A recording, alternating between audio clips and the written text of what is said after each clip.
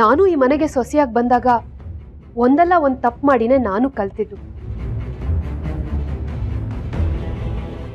ನೀವಿವತ್ತೊಂದು ತಪ್ಪು ಮಾಡಿದಿರ, ಹೋಗ್ತಾ ಹೋಗ್ತಾ ನೀವು ಕಲಿತೀರ. ನೀವೀಗ ಮನೆ ಬಿಟ್ಟು ಹೋದ್ರೆ ನೀವು ಮಾತ್ರ ಹೋಗಲ್ಲ, ಈ ಮನೆ ಮರ್ಯಾದೆನೂ ನಿಮ್ ಜೊತೆಗೆ ಹೋಗುತ್ತೆ. ಯಾಕೆಂದ್ರೆ ನೀವಿವಾಗ ಬರೀ ಲೀಲಾ ಅಲ್ಲ, ಏಜೆ ಹೆಂಡತಿ ಲೀಲಾ. ನಮಗೋಸ್ಕರ ಅಲ್ದೆ ಹೋದ್ರು, ಈ ಮನೆ ಮರ್ಯಾದೆ ಉಳ್ಸಕ್ಕೋಸ್ಕರನಾದ್ರೂ ನೀವಿಲ್ಲಿರ್ಲೇಬೇಕು.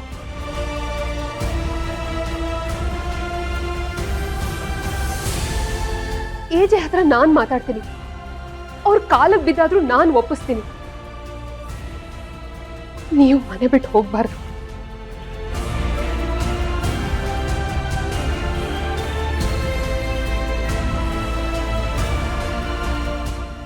ಏಜೆ, ಕೈ ಮುಗಿದ್ ಬೇಡ್ಕೋತೀನಿ, ದಯವಿಟ್ಟು ಅವ್ರನ್ನ ಇಲ್ಲಿಂದ ಕಳಿಸ್ಬೇಡಿ. ಹೌದು ಏಜೆ, ದಯವಿಟ್ಟು ನಮ್ಮ ಅತ್ತೆನ ಕ್ಷಮಿಸಿ.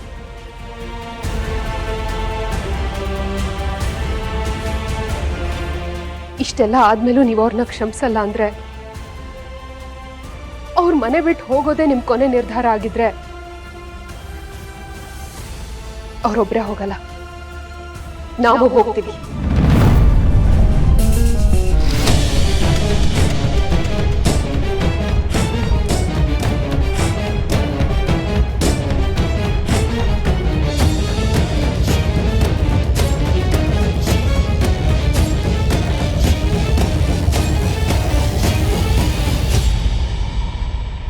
ಇದು ನನ್ನ ಸೊಸೆ ಅಂದರೆ, ನಾನು ಗಂಡು ಮಕ್ಕಳಿಗೂ ಕೊಡದೇ ಇರೋ ರೈಟ್ಸನ್ನು ನಾನು ದುರ್ಗಂಗೆ ಕೊಟ್ಟಿದ್ದೀನಿ ಅಂದರೆ ಅದಕ್ಕೆ ಕಾರಣ ಇದು. ಇದು ದುರ್ಗನ ಯೋಗ್ಯತೆ, ಇದು ಅವಳ ಕೆಪಾಸಿಟಿ.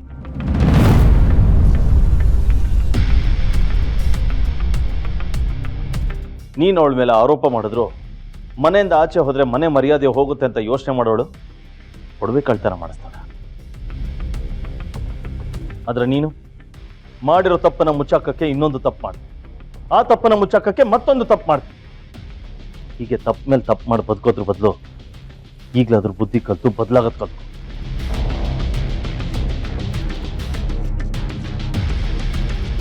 ನೀನು ಮಾಡಿರೋ ಕೆಲಸಕ್ಕೆ ನನ್ನನ್ನು ಕೇಳಿದ್ರೆ ಈಗಲೂ ಈ ಮನೇಲಿ ನಿನಗೆ ಜಾಗ ಇಲ್ಲ. ಆದರೆ ದುರ್ಗಾ ರಿಕ್ವೆಸ್ಟ್ ಮಾಡ್ಕೋತಾ ಇದ್ದಾಳೆ ಅಂತ ಓಕೆ ಅಂತ ಇದ್ದೀನಿ.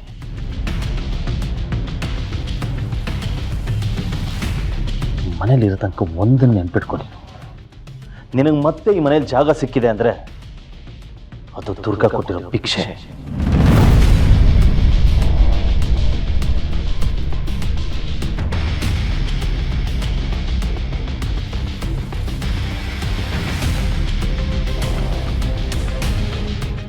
ಇನ್ಮೇಲಿಂದ ಮನೆ ಬಿಟ್ಟು ಹೋಗ್ತೀನಿ ಅನ್ನೋ ಮಾತು ಈ ಮನೇಲಿ ಯಾರೂ ಆಡಬಾರ್ದು.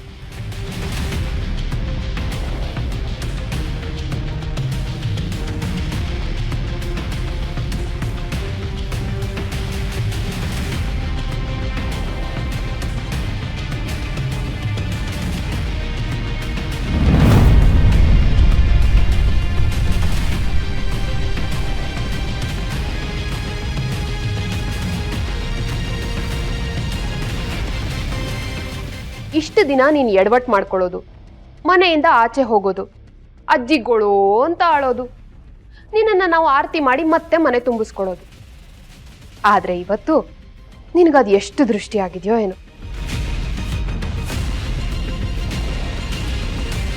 ಪಾಪ, ನಾನೇ ದೃಷ್ಟಿ ತೆಗಿತೀನಿ, ಒಂದು ನಿಮಿಷ.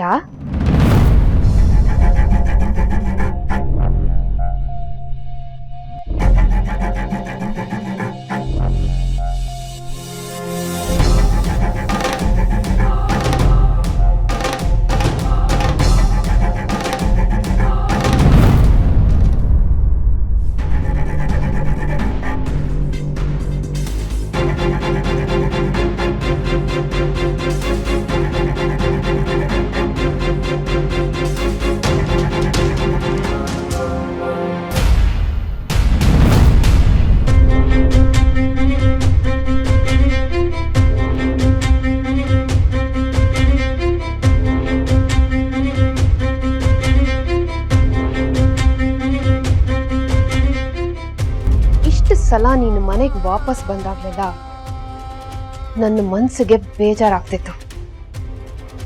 ಆದ್ರೆ ಫಸ್ಟ್ ಟೈಮ್ ನನಗೆ ತುಂಬಾ ಖುಷಿ ಆಗ್ತಾ ಇದೆ. ಯಾಕೆ ಗೊತ್ತಾ? ನೀನು ಈ ಮನೇಲಿದ್ರೂ ನನ್ನ ಋಣದಲ್ಲಿರ್ತೀಯಲ್ಲ, ಅದಕ್ಕೆ. ನೀನು ನನ್ನ ಫೋಟೋಗಷ್ಟೇ ಮಸಿ ಬೆಳೆದೆ, ಆದ್ರೆ ನಾನು ನಿನ್ನ ಮುಖಕ್ಕೆ ಮಸಿ ಬೆಳೆದಿದ್ದೀನಿ.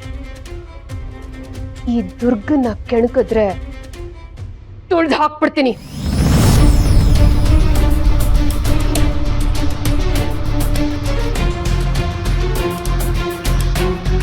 ಹುಷಾರ್.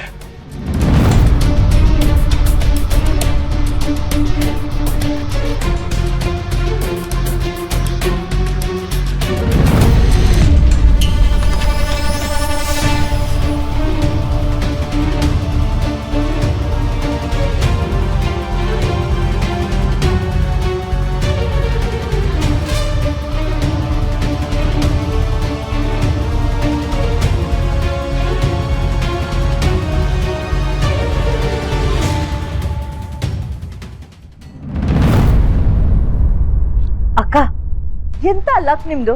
ಆಗಿದ್ದೆಲ್ಲ ನೋಡಿದ್ರೆ ಅವಳೆಲ್ಲಿ ನಿಮ್ಮನ್ನ ಮನೆ ಬಿಟ್ಟು ಓಡಿಸ್ಬಿಡ್ತಾಳೋ ಅಂತ ಭಯ ಆಗಿತ್ತು. ಆ ಕಳ್ ಸ್ವಾಮೀಜಿನ ನೋಡಿದ್ಮೇಲಂತೂ ಕೈ ಕಾಲಲ್ಲಿ ನಿಂತೋಗಿತ್ತು. ನಿಮ್ ಮನೆ ಬಿಟ್ಟು ಹೋಗೋ ಡ್ರಾಮಾ ಅಂತೂ ಹೆವಿ ಆಗಿತ್ತು. ಅಜ್ಜಿ ಅಜ್ಜಿ ಎಲ್ರು ಫುಲ್ ಫಿದಾ.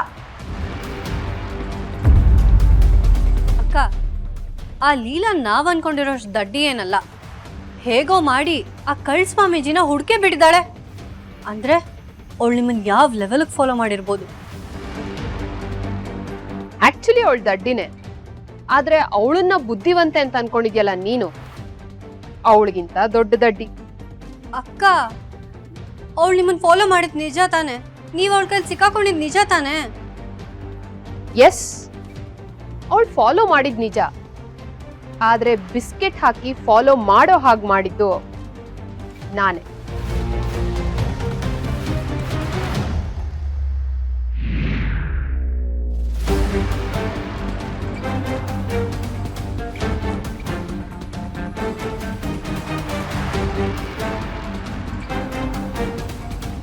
ಹಲೋ,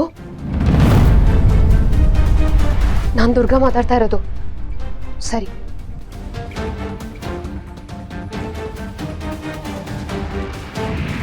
ಲೀಲಾ ನನ್ನ ಮುಖವಾಡ ಕಳ್ಚಿ ನನ್ನ ಬಣ್ಣ ಬಯಲ್ ಮಾಡ್ಬೇಕು ಅಂತ ಇತ್ತು. ಪಾಪ, ಅವಳಿಗೆ ಗೊತ್ತಿಲ್ಲ ಅವಳು ನೋಡಿದ್ದು ನಾನ್ ಆಡಿದ ಬಣ್ಣದ ನಾಟಕ ಅಂತ. ಏನು ಗ್ಯಾರಂಟಿ ಹಿಟ್ಲರ್ ಕಲ್ಯಾಣ